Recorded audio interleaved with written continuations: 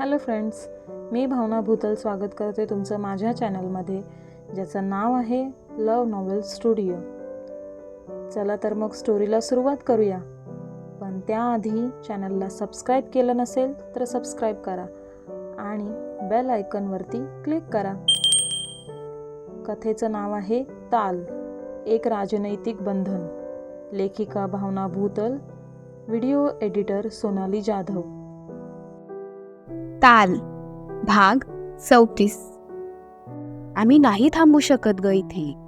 तुला आम्ही जेवढं सांगतोय तेवढं लक्षात ठेव. आम्ही तुला फोन करत जाऊ. जेवण झालं तर आमच्या रूममध्ये ये, संग्राम म्हणाला आणि तो तिथून जाऊ लागला. पण त्याला काहीतरी आठवलं तसा तो थांबला. तुझं काही ठरलं का सिद्धराजला घेऊन? त्याने आध्याला प्रश्न केला. आध्याने घाबरतच हो म्हणून मान डोलावली. काय? संग्रामने विचारलं. आता पुढे. सिद्धराज माझ्यावर खूप प्रेम करतात असं त्यांनी आताच मला सांगितलं. मी माझ्याकडून ह्या नात्याला 100% देण्याचा प्रयत्न करेन, पण मला लगेच जमेल असं नाही ना, आध्या म्हणाली. कोणतीही जबरदस्ती नाही.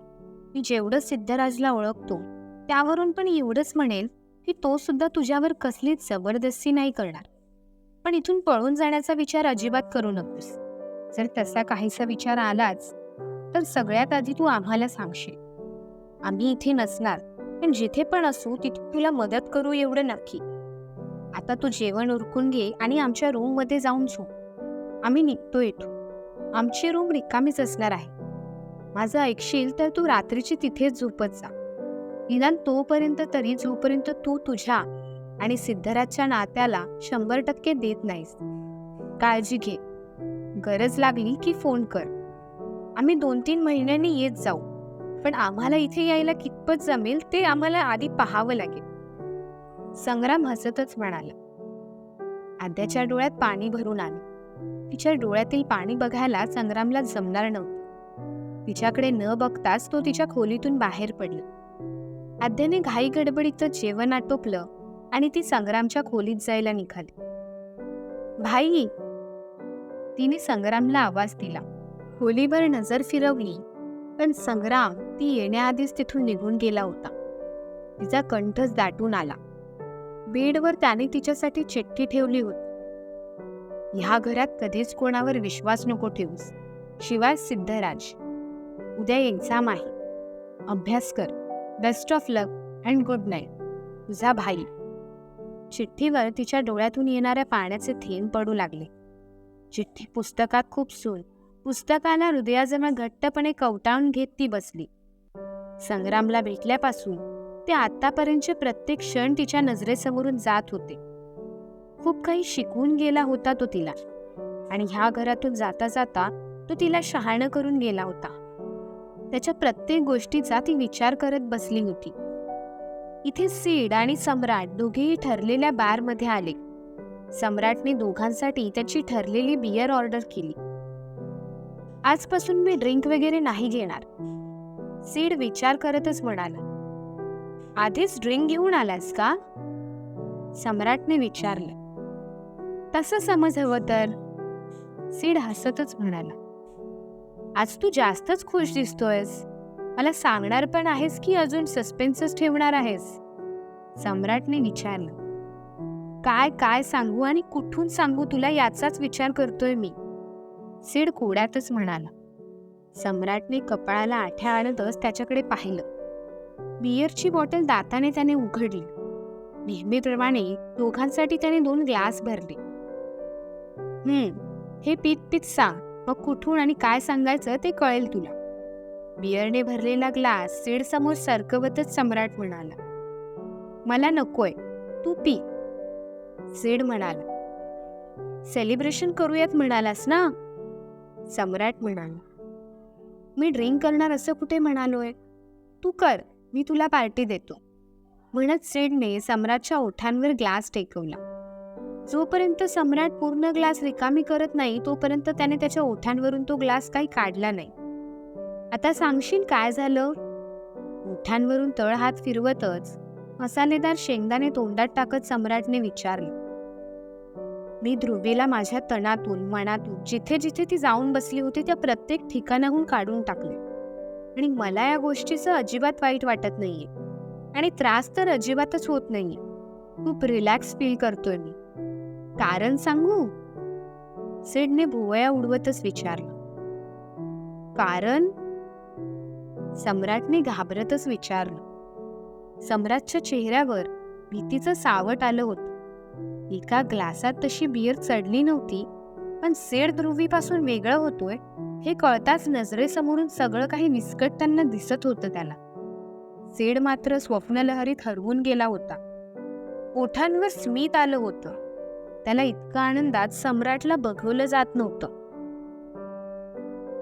कारण सेड कोणत्या गोष्टीने खुश आहे याचा अंदाज सम्राटला आला होता. पण आपला अंदाज चुकीचा असो अशा धावा त्याने मनात सुरू केल्या होत्या. सम्राटने त्याच्या खांद्यावर हात ठेवत त्याला त्या तंद्रीतून बाहेर काढलं. बोलणार पण आहेस की असाच फक्त हसत राहणार आहेस? सम्राटने विचारलं.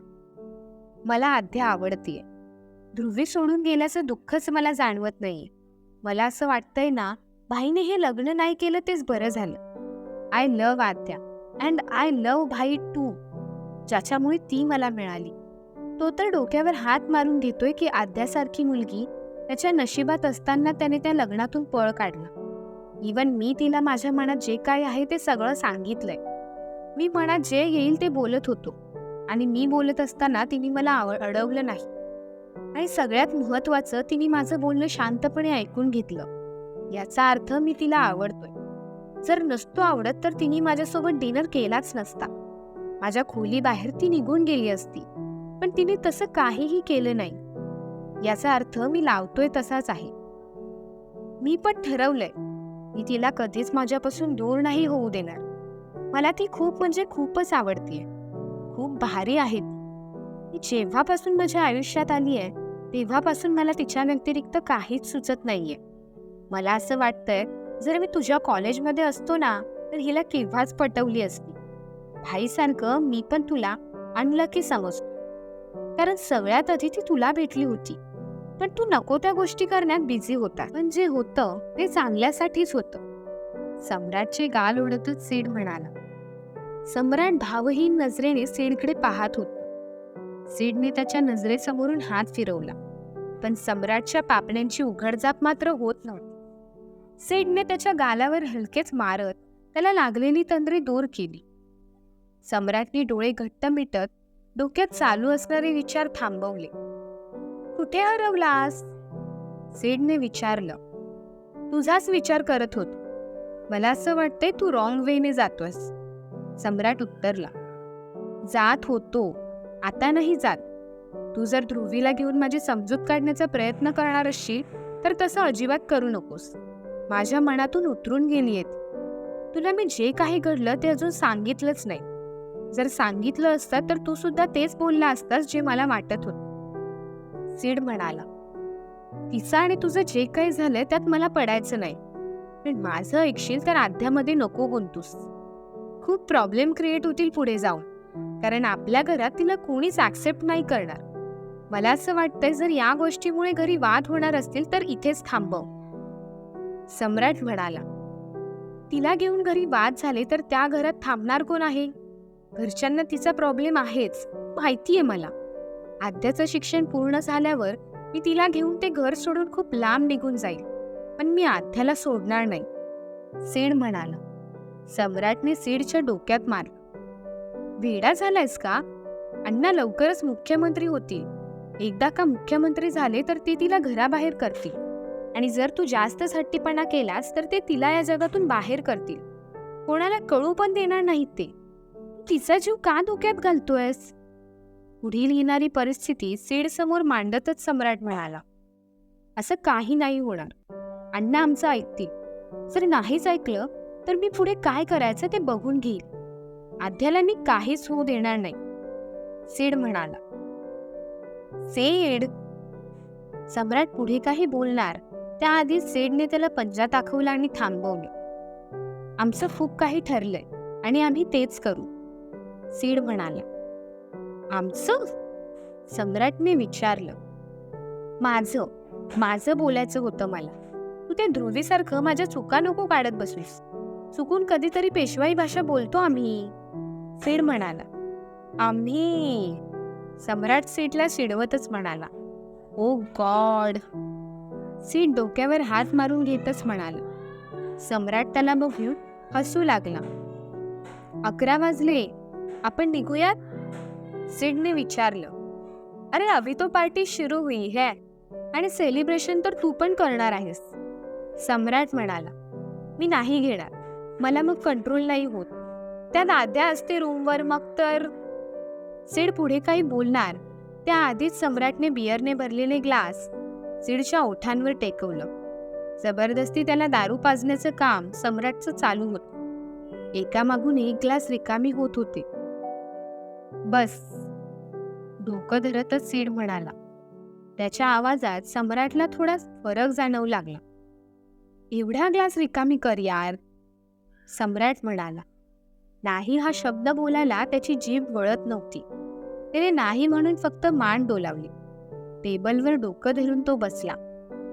क्रूर स्मित ओठांवर आणत सम्राटने हातातील ग्लास रिकामी केला. घरी जायचं की इथेच बसणार? सम्राटने विचारलं. सीड डोकं धरून शांत बसून राहिला. चल.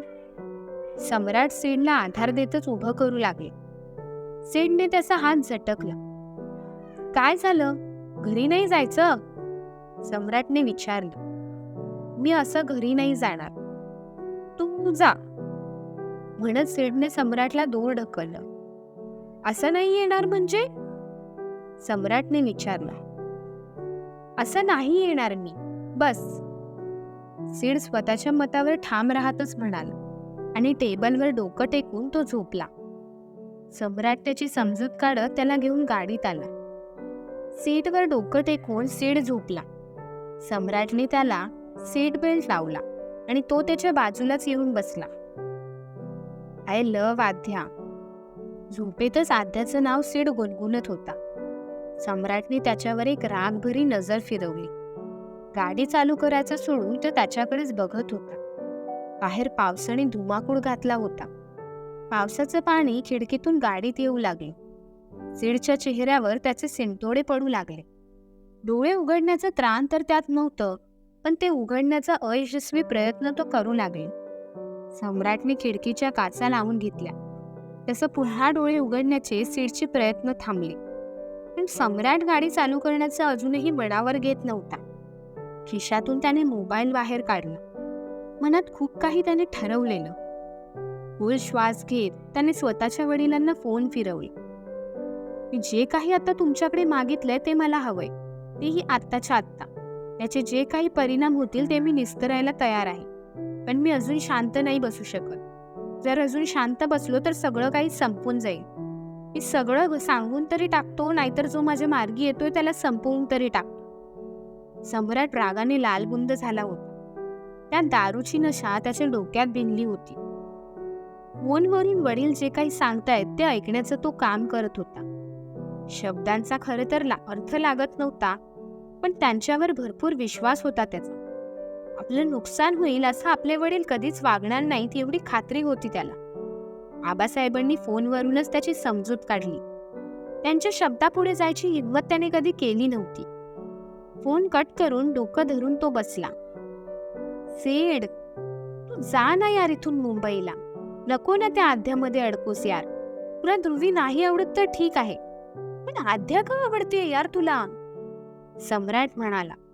त्याचं बोलणं सीडपर्यंत पोचतच नव्हतं. ए सीड, उठ यार, मला बोलायचंय तुझ्यासोबत. सीडची कॉलर धरत सम्राट त्याला उठवण्याचा प्रयत्न करू लागले. सीडने डोळे उघडले खरं, पण डोळ्यासमोर सगळं काही अस्पष्ट दिसत होतं त्याला. पापण्यांची उघडझाप करत तो सम्राटचा धुसर चेहरा पाहू लागला. मी काय बोलतोय ते कळतंय तुला? लांब राहायचं आद्यापासून, कारण ती माझी आहे. तुझ्या अण्णांनी मला तिच्यापासून वेगळं केलंय. मी एवढं करून त्यांचं पोट नाही भरलं जे तुझा भाऊ माझ्या प्रेमाला माझ्यापासून कायमचं लांब करतो आणि तुझ्या माझ्यात दुश्मनी क्रिएट करून देतोय. सीडवर ओरडतच सम्राट बोलत होता. I love Adya. सीड पुटपुट, तुझं ध्रुवीवर प्रेम आहे, आध्यावर नाही. आध्या माझी आहे, फक्त आणि फक्त माझी. कॉलेजमध्ये असल्यापासून तिला हवं नको ते मी बघत आलोय. तू जर माझ्या आणि तिच्यामध्ये आलास ना तर. सम्राट पुढे काही बोलणार त्याआधीच सीडची मान त्याच्या छातीवर येऊन पडली. सीड! सम्राट त्याच्या गालावर मारत त्याला शुद्धीवर आणण्याचा प्रयत्न करू लागला. पण सीड डोळे काही उघडत नव्हता. म्हणच त्याला अतिप्रमाणात बियर पाजली त्याचा पश्चाताप सम्राटला होऊ लागला.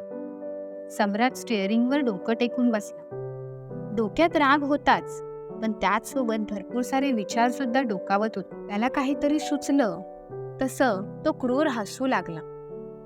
आध्या तुझ्याजवळ कशी येते तेच मी बघतो.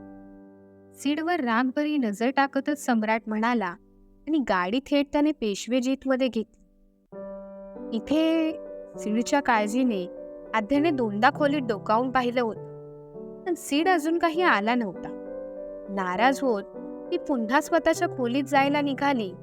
तोच सम्राटच्या खांद्यावर मान टाकत जमेल तशी पावलं पुढे टाकत तो येत होता. सीडची अवस्था बघता आध्याच्या पोटात गोळा आला. दोन्ही हात ओठांवर नेत घाबरतच ती सीडला पाहू लागली.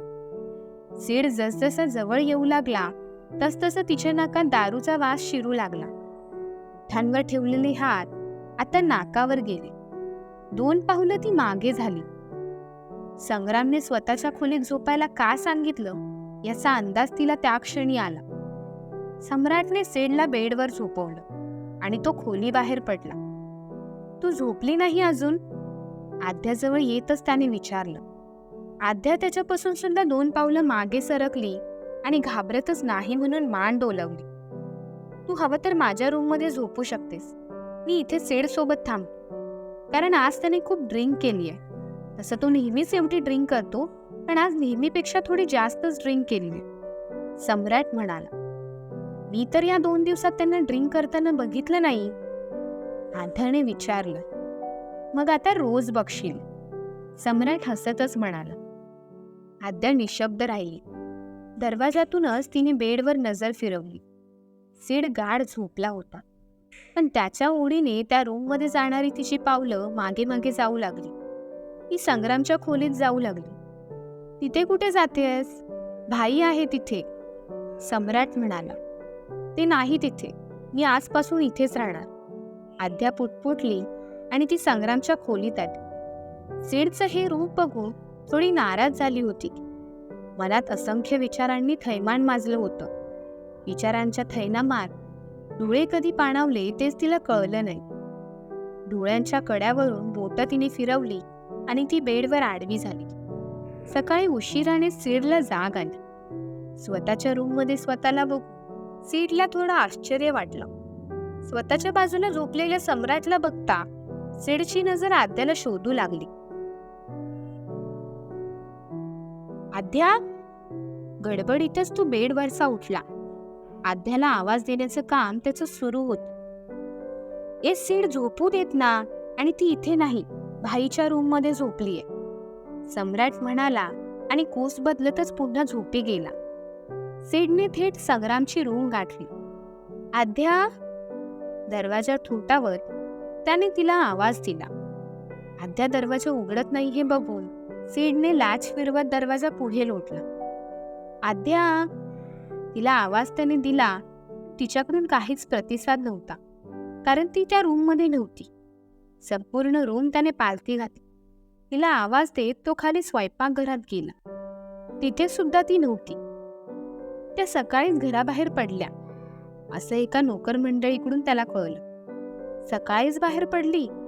कुठे गेली असेल ही? सीडने स्वतःलाच प्रश्न केला. कुठे गेली असेल ती? कळेलच पुढील भागात. हा भाग कसा वाटला हे कमेंट सेक्शनमध्ये नक्की कळवा.